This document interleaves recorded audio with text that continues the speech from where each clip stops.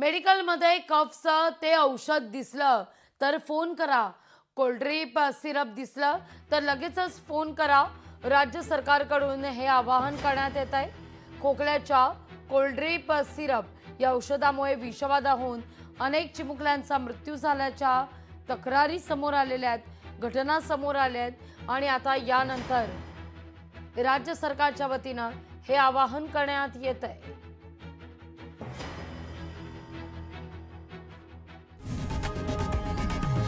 लोकशाही मराठी ऐका, पहा, जागरूक रहा.